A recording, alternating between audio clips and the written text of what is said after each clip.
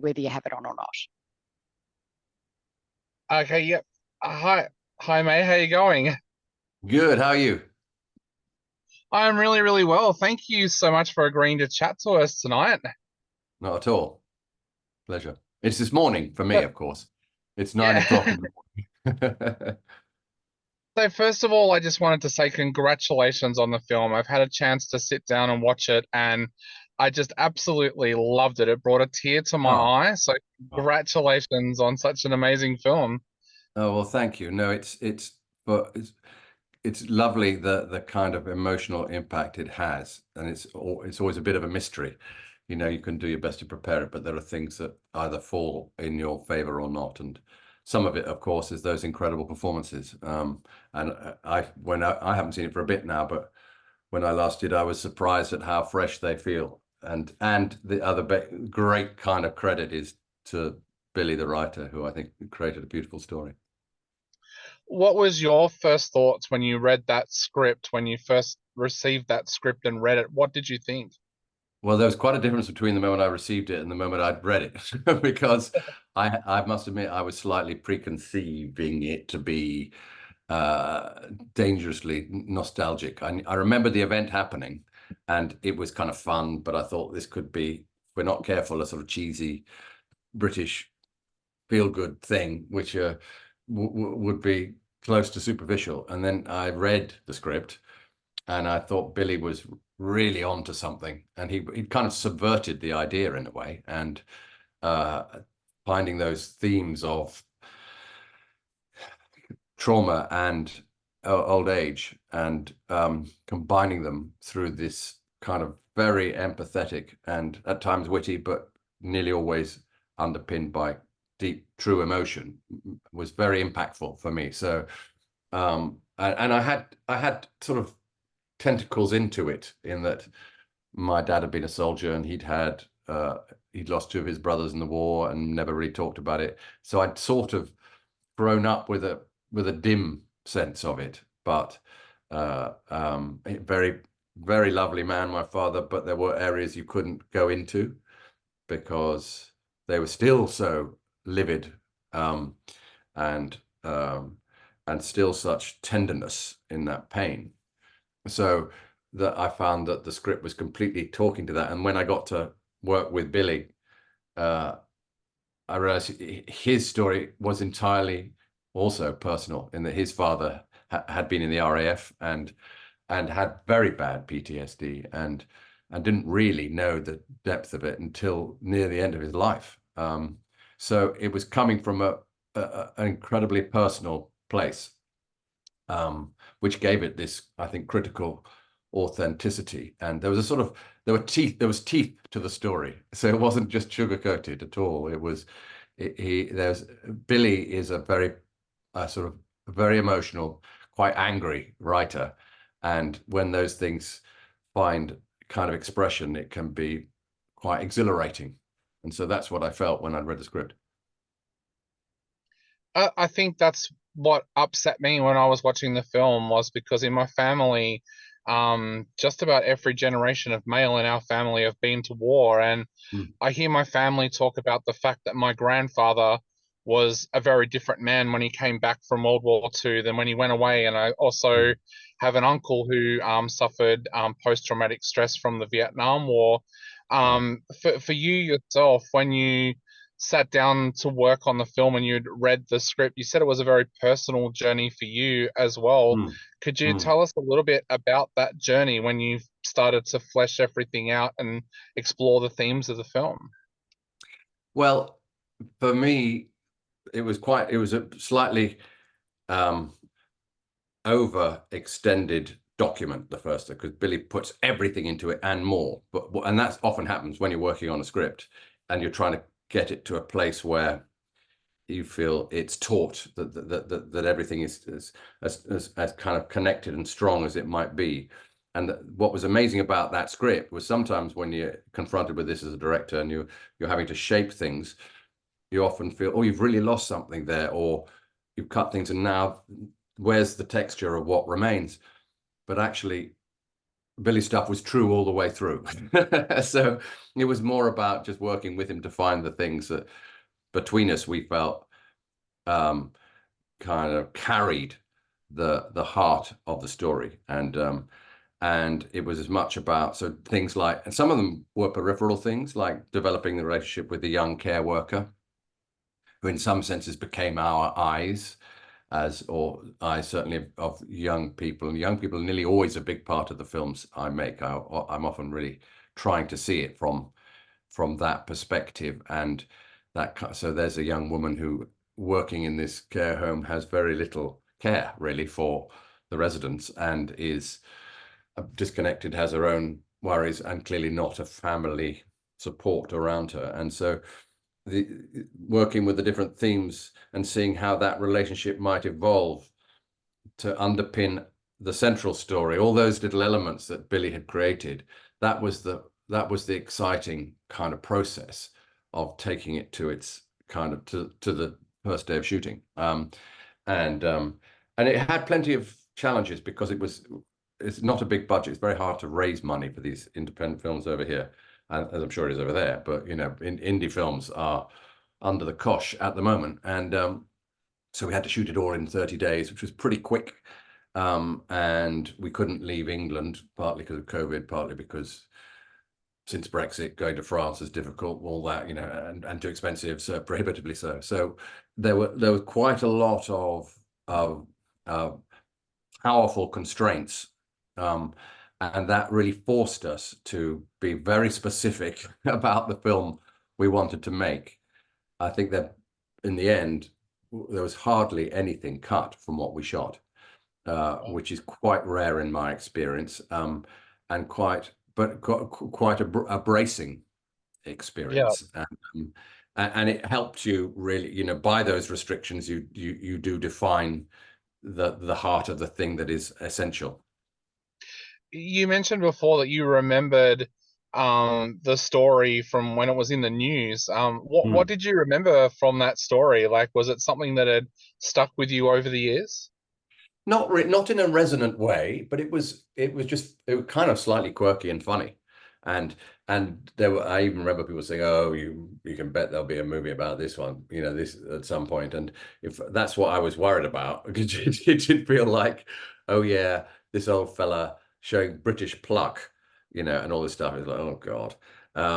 But it did inevitably bring a smile to one's lips, and then you discover a bit more about it and realize, oh yeah, again, it's the press, which was one of obviously Billy's targets in the writing of it. He didn't really escape. He went off without telling anybody, and Yeah. and so undressing the event and finding the kind of the real elements to it, but then a lot of it comes from Billy's imagination in the end. The whole relationship with the tank crew is entirely created, and the notion of Bernie, our lead character, being somebody who's operating. We know he was an engineer in the Navy, but we didn't know exactly. He was probably in the boiler room, and so Billy created this quite powerful, almost mythic story of being someone almost at the gates of hell, letting someone into them, so that became very exciting, to have everybody working towards this story. The design of the DP and everybody. But the initial event was so far from that. It was like a little quirky anecdote, but then when it came out, I said, oh yeah, it was that. All right, okay. And then to see what Billy had created, and that everybody, I had a fabulous crew, helped flesh out. I mean, I think we were all conscious, and this is cast and crew, of carrying something that was genuinely precious. And it's again even hard to know, as you talk about Dear to Your Right, it's hard to know exactly. There are lots of poignant things about it, and some of them are dangerously poignant. I was worried to get to a place where you're over empathizing with the cast, because they're such legends, those two. Would it detract from the story? But actually, on the whole, I hope they only kind of underpin it. and it somehow connects to a pool of feeling of well, it's empathy really, and so it's empathy from the performances, the and the actors themselves personally really bringing so much of themselves to their roles that I think we also connect with, and the kind of courage to do it. You know, it's not, why are they doing that? Why is Michael, who's kind of retired already, stepping out when his health is pretty frail to come and commit to something which is always, it's going to be intense. And same for Glenda. So there was something about the shared commitment that gave an extra quality of overall care to the material. It was like a bit of treasure, so one had a responsibility to shine it up and deliver it. Definitely. And you talked about the power of their performances. Mm. Um, as a director, when did Michael Caine and Glenda Jackson come on board the film for you? And what was that like for you as a director working with, as you said, two screen legends? Well, it was Michael attached quite early when he was such an obvious choice in that he had been a soldier, and his personality and the persona, as much as I knew it more than the personality at that point, seemed to match this kind of mischievous, playful fella, who clearly had a lot to say but could do it with a twinkle in the eye. Um, and so he was an obvious call, and we nearly made it 2 or 3 years ago, but we had to halt it because he had an operation, and we did think maybe that's it, maybe it won't happen. So it was brilliant that he rallied enough to rejoin, and the project picked up again. I was thrilled by that because it did feel unlikely, you know, what with COVID, all these things seem to be conspiring against it not happening. And then with Glenda, who also we cast for the previous iteration, she completely held fast to it, and her incredible conviction as an actress, you know, she got it immediately. She knew that character, and there was almost no divide. She put her whole self into it. It's very interesting at the premiere, after she had died, a lot of her family came and said it was possibly one of her most personal performances because they recognized so much of her in it. It was like she'd stripped down this, and she'd certainly shrunken down. She was this tiny creature by the end, but with this incredible blazing talent and intensity of feeling. It was quite shocking, you know, because you would look at this little person, you see a lot of the crew who are literally a quarter of her age, some of them, never heard of her, you know, it's a different generation, would see this unbelievable kind of unleashing of intelligence and emotion. So it was incredible to get her. And what, so sorry, take you back to the casting bit. Yeah, she was like a really interesting version. We've got some great older actresses, but there was something, again, authentic about her, having been, you know, working class girl who's made her way through and in and out of politics and back in again, to capture some of that. I suppose, what is it, the tenacity, the kind of almost bloody mindedness she can have. She's one of the most uncompromising people I've known in a wonderful way. So again, that fitted the character. Warmth, wit, all those things, but underpinned by a kind of sense of value. You know, she led life entirely true to her convictions, and so you had a strong sense of that personality, and they both do that. So it was like their own characters are so strong anyway. And as I was saying, my nervousness was whether that would detract. Would we see them as Bernie and Rini, or would they be Michael and Glenda? And actually, that there's a kind of fusion, I think, which is really interesting because it's very lucky that the casting seems to be so appropriate. And then having them on set was incredible. They were amazingly supportive of each other. You know, they hadn't worked together for 45 years or so, and yet they were very tender and just always there for each other. You know, and always insisted on being there for the over-the-shoulder shots or whatever, and it wasn't easy. You know, Michael, who seemed frailer at the time than she seemed actually quite robust. But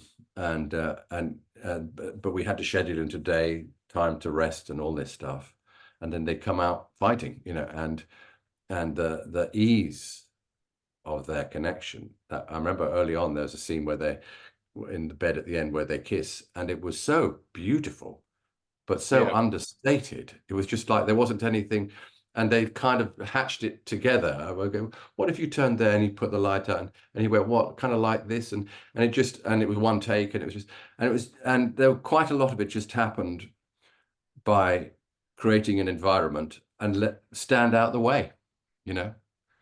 Some of it definitely. was, particularly with Glenda, this force was coming at you, and often the thing to do is just not mess with it. It's a brilliant thing, and what a privilege to witness it. Definitely. Well, Oliver, we have run right out of time. So to finish off again, I just want to say Hmm. congratulations on such an amazing and a beautiful film. I know a lot of our listeners are going to fall in love with this film. So Oh, thank you so much and congratulations once again. thank you, Dave. Good talking to you. Thanks No so much, worries. I'll Dave. let you go. Stay safe and hopefully we